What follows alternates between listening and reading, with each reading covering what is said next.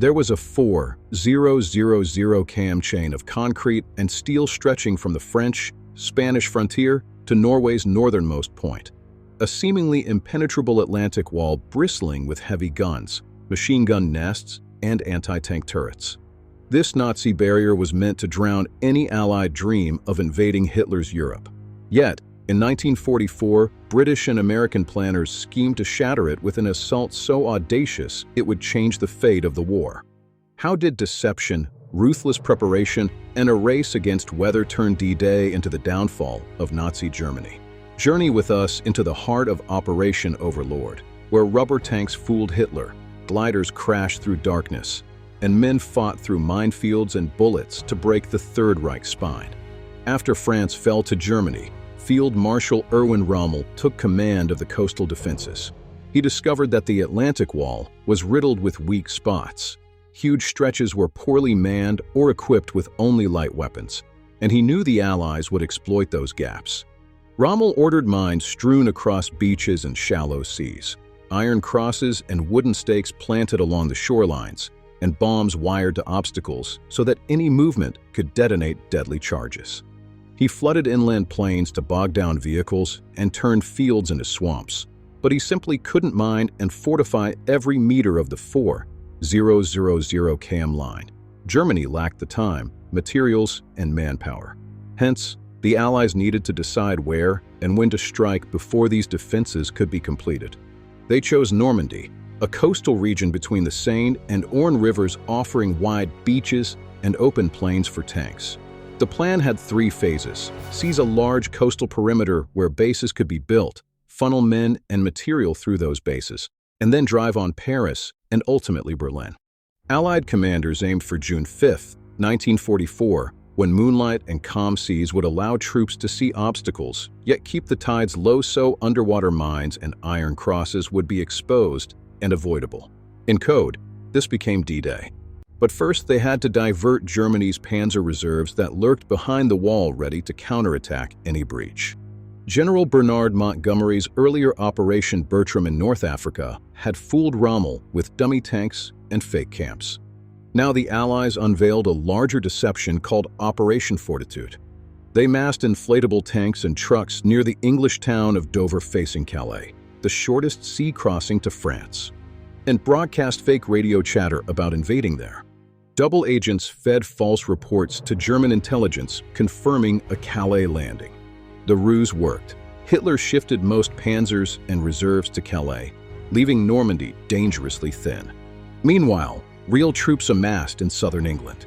Under the supreme command of U.S. General Dwight Eisenhower and Ground Commander Montgomery, British, American, and Canadian forces trained relentlessly, practicing landings under fire, river crossings, forest fighting, and moving armored columns over rough terrain.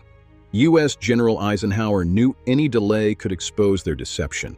He set June 5th as D-Day. Yet, on June 4th, a violent storm and heavy rain swept the channel. Postponing for a month would have destroyed the carefully timed moon and tide conditions and risked discovery of the fake army.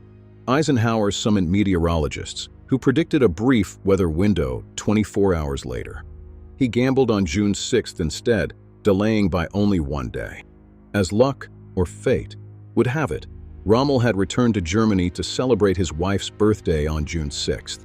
Convinced that no invasion could occur in such foul weather, Hitler himself slept through the night of June 5th to 6th and forbade panzers to move without his direct order. In the early hours of June 6th, before dawn, the Allies launched their assault not from the sea, but from the sky.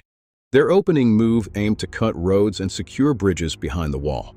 British airborne troops rode Horsa gliders, wooden aircraft towed by transport planes like kites. Unlike parachutes, gliders allowed whole units to land together, avoiding the dispersal that plagued paratroopers. Despite rough landings that wrecked some gliders and injured troops, most arrived intact, quickly seizing key bridges over rivers and canals near Cannes. American airborne divisions dropped by parachute west of Utah Beach to destroy roads and bridges. German flak hammered their transports, forcing planes to scatter. Many paratroopers jumped off target and were slaughtered or drowned in flooded fields. Roughly 3,000 Americans regrouped quickly enough to take up their objectives, while others wandered for hours under fire. Dummy paratroopers dropped elsewhere diverted some German guns, but the cost was high. While these airborne battles raged behind enemy lines, the sea attack began. Around 5,000 vessels, including 650 warships, sailed from Britain. For 4.5 hours, Allied battleships and 2,000 aircraft bombarded German positions along an 80-km front of 5 beaches, codenamed Utah and Omaha for the Americans, Gold and Sword for the British, and Juno for the Canadians. At 6:30 a.m., landing craft reached the surf. Soldiers stepped into waist-deep water and waded ashore through waves, mines, and obstacles, as German machine guns and artillery shredded them. The defenders were stunned by the size of the invasion but quickly recovered, mowing down advancing troops. Many Allied soldiers took shelter behind sea walls and tank traps. Others were blown apart by mines. The beaches erupted into scenes of carnage with screams, explosions, and desperate calls for help. German frontline commanders pleaded for reinforcements, but the panzers were near Calais and Hitler refused to move them without direct orders. His staff refused to wake him. When he finally authorized the tanks to move, they had lost 8 precious hours, and it would take days to reach Normandy.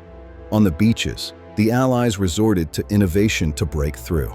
British engineers had developed duplex drive (DD) tanks, M4 Shermans fitted with collapsible rubber screens, and propellers enabling them to float ashore like boats.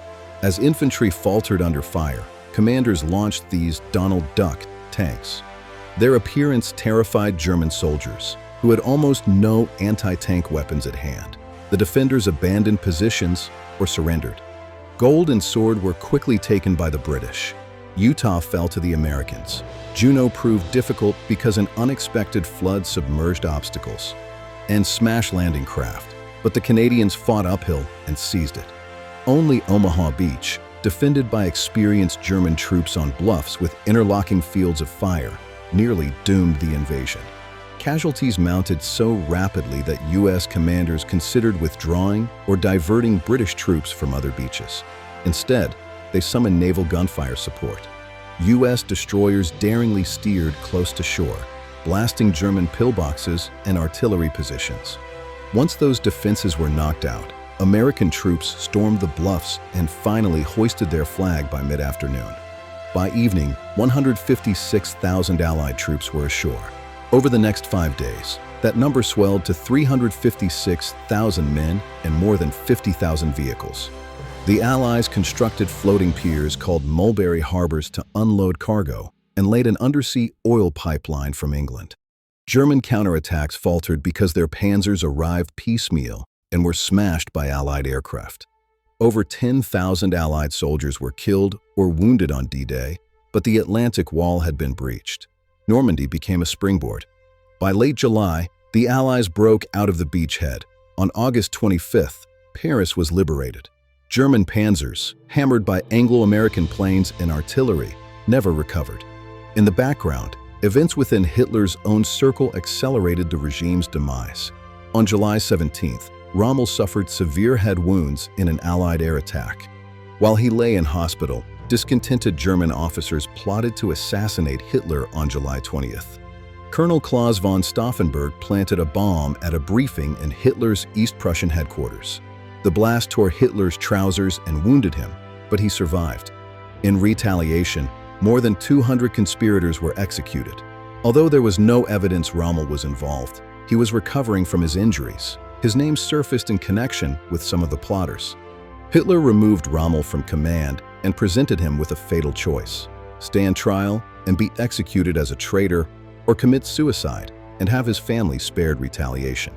Loyal to his country and wishing to protect his loved ones, Rommel donned his North Africa Field Marshal's jacket and swallowed a cyanide capsule in his car. He was buried quietly, but his death symbolized the crumbling of the Nazi hierarchy. By autumn 1944, the Western Allies were on Germany's border, while Soviet armies closed in from the east. Berlin would fall to the Red Army in May 1945.